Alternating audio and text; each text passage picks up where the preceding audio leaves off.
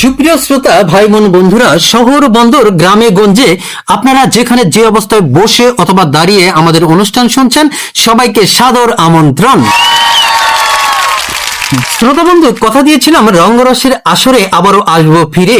খুব স্বাভাবিক, পাখি তো বারবার আসবেই ফিরে। আশা করি আজকের রঙ্গরস শুনে আপনাদের মন যাবে ভরে। শ্রোতা বন্ধু, জেনে নেই পুরো অনুষ্ঠানটি কিভাবে সাজানো হয়েছে।